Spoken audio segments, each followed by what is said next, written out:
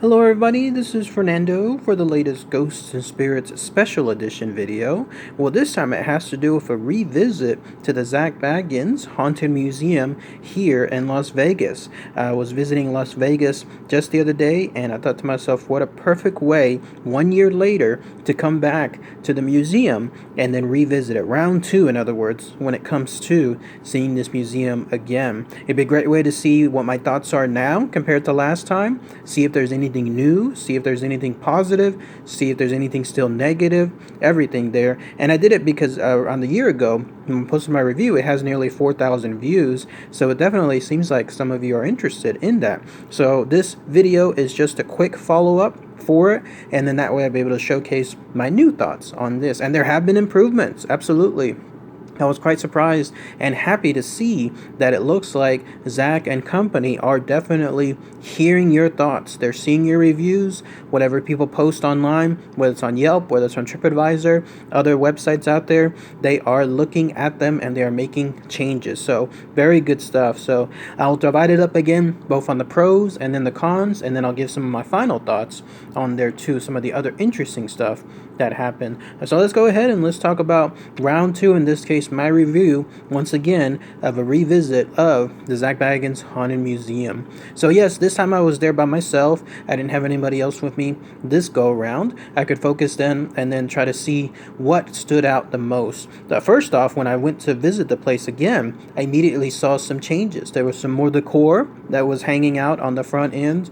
There was also a very nice set, I don't know what you call them, are they sprinklers? Are there some kind of something involving mist? I don't know what they're called, but there was a nice roof along with this mist coming down from it. So that way here in Vegas, when it gets really, really hot, you now have a sunroof protecting you, and then you have this mist keeping you cool while you're waiting. So that was a big improvement, because I remember reading the reviews where people were stating that they were baking out there in the sun. The line management was really great too.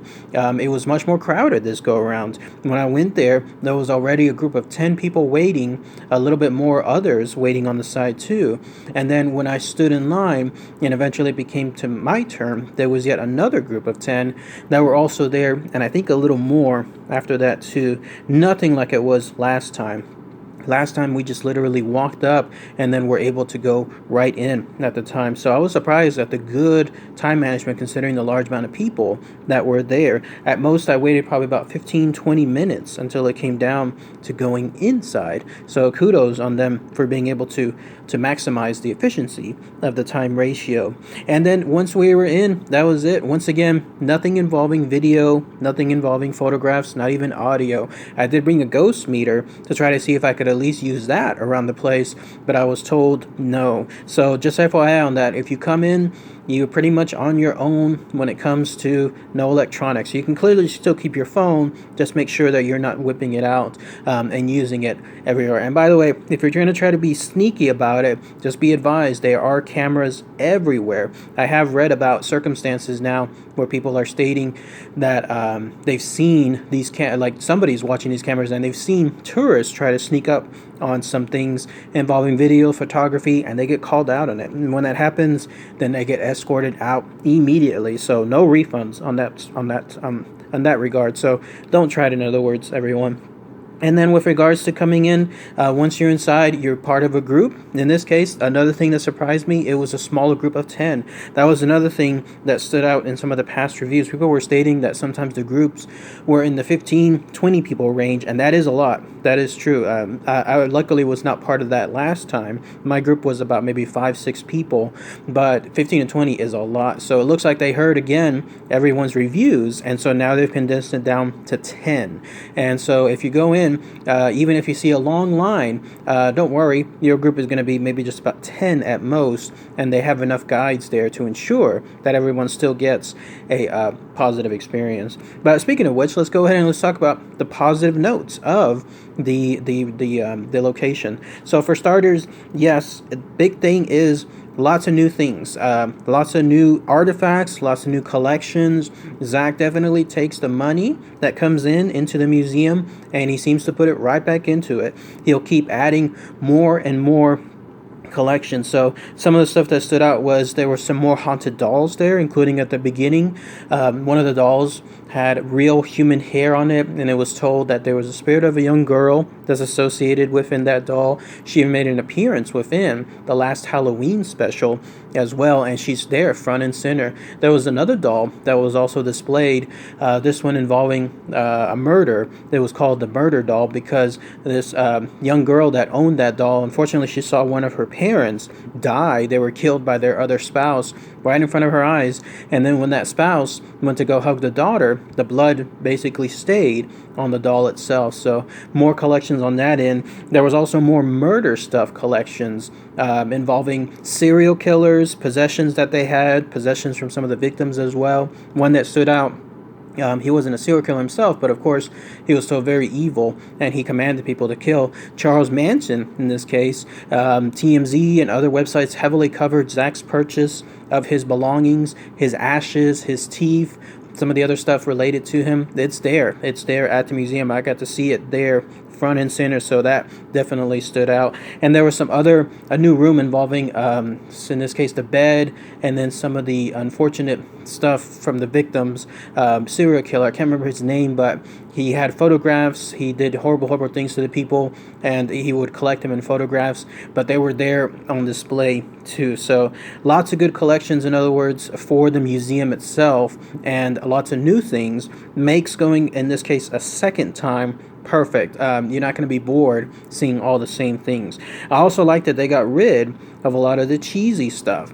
Last time I was there were far more things coming out at you, like as a big surprise, like a big shock value. Several times throughout the tour, you would walk around and then there would be somebody jumping out right at you, and then that's supposed to be more like a scare factor. I'm glad they dropped that because it did create, like others I mentioned, more of a carnival feel, and instead of something more lines of a haunted horror type museum. So I'm glad they dropped that. I didn't see anything like that. Also, there was another display that I thought was a little bit cheesy, and that was a room about Zak's nightmare, the nightmares that he frequently has involving mannequins, something along those lines.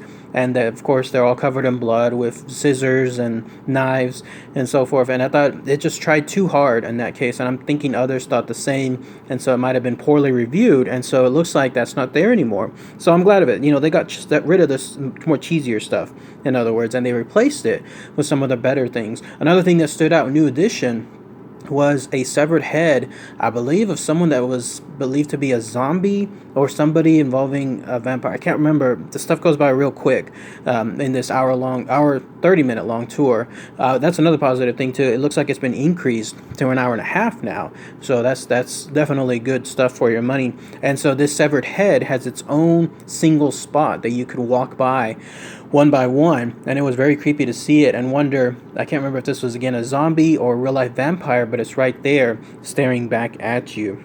Another positive that stood out, there was far more focus on trivia and on facts rather than, let's say, the shock value. So instead of talking about this thing happened and here's all the blood that occurred from it, it's more in the lines of here's why we have it here in this museum and here's the shock value of it, like the things that occurred that caused us to have it. Not to necessarily like exploit the goreness, but instead it's more about here's why we have it there. So that stood out as well. And then another thing that stood out too, there's so much detail. Everything there is intricately covered. Every single spot of every single room. I'm amazed at the detail that was within each room within the house itself. Now that I was able to somewhat remember what would come around the next corner, I could gauge and then see things more clearly now. Like I could look at certain spots. Everything was absolutely covered. Even one spot involving the Ed Gein room, there was a corner. If you go up towards the top, if you look upwards, like an attic area, it would be a place that hardly anybody would ever look up to. It's almost hidden. And yet even that location was filled with creepy looking things from the very top that most people would probably see it just seconds. And yet the care and the detail that was placed into it was amazing. That stood out to me too. Same thing with the tour guides. The guides were amazing. We got split up, I think, multiple times, maybe 4 or 5 tour guides that would take our group of 10 throughout multiple spots throughout the house. And every single one of them was there that seemed to love their job. They did nothing in terms of looking bored, and this is another paycheck. When is the hourly shift going to finish? Nothing like that. It definitely seemed like they were there and enjoying their time, and then making sure that everyone had a good time too. You can ask questions, just don't hog the entire time. In other words, make it conservative. Like, if you're gonna ask a question, ask one question probably while you're still moving between rooms. Maybe, tap someone lightly and ask them a question here and there. Just don't spend 10 minutes doing so, because there are other groups that are moving about, and when that happens, you'll just be delaying other things too. So those are some of the pros that stood out. So I'm glad to say that yes, it was worth a second trip, and it's probably going to be worth a third one too. And probably by the third one, that'll be it. I probably have seen all the things I need to see in there. But yes, lots of good things. I still recommend it. Good pros associated with it. Some of the cons, there were a few, and then I'll highlight them here just briefly because there weren't too many. Number one, the Dybbuk box, the big centerpiece, the big one within the entire museum. I don't know if this was because we were in a hurry, or I don't know if this is how it is now, but it was less than a minute within that room. Last time it was several minutes, probably around 3 to 5 minutes, and I was glad to be able to spend all that time in that room last time. This go around, though, it wasn't like that. So this was something where I was a little disappointed. I'm hoping that it's not like that going forward, because that is the big centerpiece. That's the one that everyone wants to see. It's featured frequently throughout many of the advertisements and so forth. And in fact, it's on the actual ticket itself. So I don't know. Maybe they're doing it because of the box itself. Maybe, you can't leave people in there too long because of the dangers involved regarding the box. Who knows? But that was kind of a bummer. Another one was also the Demon House area too. This tells me that they must have had something happen within there. Not bad, like in terms of the spirits, but bad in terms of the people, the tourists. And that's because now, if you go see the location there, inside, previously, it used to be like a wired gate. Kind of like the same gates that you push open at certain garden areas that you just walk through. That's how they had it before. Well, something must have happened. Either a bunch of tourists, drunk tourists, decided to go over the gate multiple times, or decided to reach over or do something. But now when you go there, it's completely walled up. You have to pull down a container, some kind of lever. It opens a slide. I don't know what they call it, but it opens an area that slides up and down, and now you can just peer in almost through your shoulders upward. So clearly there's nothing you can do now to walk into the area containing the Demon House stairs, the Demon House dirt. Everything there is completely away from you. You can just view it. So that was a little bit of a bummer too. I was hoping to have something more personal along those lines, because that was also another place that I wanted to see and spend a good amount of time. But otherwise, that was it. Also, still no basement access. That's another bummer too. The basement has been heavily featured in the Halloween specials and in some of the Ghost Adventure episodes too. And still no access, and I'm wondering why. It's going to be a perfect place to visit. Probably the most dangerous place to visit, and I was hoping that there could be something there. Who knows? Could be something in the future, but still not to this day. But those are all the cons. Nothing really too much that stands out. In this case, far more pros than cons. Finally, some last bit of trivia, some last bit of tidbits from this visit. Can you believe it? An elderly couple there had to walk out in my group. Something was happening to the older woman, and she was feeling like she was going to pass out. So something was there, and I don't know what was causing it, but she was suddenly asking the tour guide, can she be let out? And so at that point, they were let out, and then they were brought back in actually much later, probably towards the end of the tour, to see some of the last rooms. But yes, that was something that stood out. I've never had that happen before. I've read about it in some of the other reviews, people stating that they've had some strange encounters and they've had some bad effects, and the tour guides openly mention it too. Now I got to see it for the very first time. Also, another thing that stood out, Peggy the doll, she's still there, thankfully, and she still has the spirit box there, communicating as much as you can, as one can there. And at this time, I was able to ask her a direct question, and this was my question. I said, "Hello, Peggy, how are you doing today?" And I said that as clear as straight as possible, no bad indications, nothing. And then she answered right after that. 1 second later, through the spirit box, she said, "Good." And it stood out. Everyone was surprised within the group. So clearly, Peggy the doll communicated with me. I communicated with her. It didn't seem like there was nothing being faked at that point, but otherwise, that was phenomenal. That was great. Last time, she was pretty quiet. This go around, she answered my question directly. So that was pretty cool. Also, another room that stood out, in this case, the Lee Shapiro room. Her first name is Lee, Lee, last name Shapiro, Shapiro. The reason I spell out her name is because she is a mystery on the internet even to this day. She's the one I was mentioning in my last review, where when you walk into the room, you'll see some Polaroids that she took as she was slowly dying, like the last moments of her death. She was someone that created a device that apparently talked to the dead. Well, apparently something came over and claimed her. Something bad, something evil, something dark. And during those last moments, you can see her face twist into almost a somewhat healthy woman to a old frail woman within those moments, with the last moments of the Polaroids showcasing something black coming behind her, like something dark, shadowy coming behind her. And so that one also, I love that room because of the mysteriousness surrounding it. That's a room that I want to just stay in the longest, and I've tried to find more information on her. Lee Shapiro is her name, but apparently either the family or the estate or someone else is trying to wipe out, presumably, a lot of the info online. The room shows a bunch of pictures of her past. She has pictures of her in her gowns, visiting at parties, visiting with business associates. So it's clear she had a life with people that knew her, and yet she is a mystery online. So I wonder what that is. If anyone has any more info, please let me know. And then lastly, only other thing to mention on this tour, there's always somebody there. There were some skeptics there that were openly, not like too openly, but still under their breath type stuff, they were stating things like, "Oh, this is a joke. Oh, somebody's behind pulling things. Oh, somebody's on the voice communicator," that kind of stuff.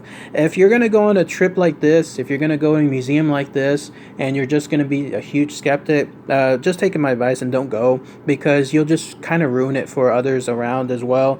So there's always someone there that has to do that way, and I'm wondering, why did they pay the $44 if they're just going to basically be there challenging a lot of things? The tour guides handled it well. I'm sure they face a much worse on a daily basis from some of the other patrons, especially if we're talking about some of the drunk ones. But otherwise, this stood out just to go around because of the large amount of people. In this case, last time it was a smaller group. We didn't have any skeptics, but this time there was at least maybe 2 or 3 skeptics within the group. And this just stood out to me, like, why bother? What you're wasting your money basically doing this. So why bother going to a tour like this? Just rather go see like other shows got there instead of going here. So please go to these museums, especially the Zak Bagans, the Haunted Museum, with an open mind. If you're a skeptic, just keep it to yourself if you can, and open your mind to see the other possibilities. But otherwise, that just also stood out. But that's it. That's my review. It's round 2, in other words, of my Zak Bagans Haunted Museum. Still recommend it. Still recommend going to it. And maybe going twice, maybe a third time. By the way, I'm getting nothing for this. My show was not free, nothing like that. This is just an honest review associated with it. I also got to see Zak's mom there as well. He wasn't there. Of course, he's out filming. It seems like the times that I'm there, he's not there. But he was out, but she was there in the gift shop area. So it was nice talking to her for a couple of minutes. But yes, go see the museum when you have a chance. It's well worth it. Located near the Fremont area, within some walking distance, not quote-unquote walking distance, whatever Las Vegas walking distance is, meaning it's a long time. But yes, you can go there, and they open up, I think, 7 days a week, if I'm not mistaken. So, but that's pretty much it. Highly recommend it. All right, everybody. Thanks again as always. Take care.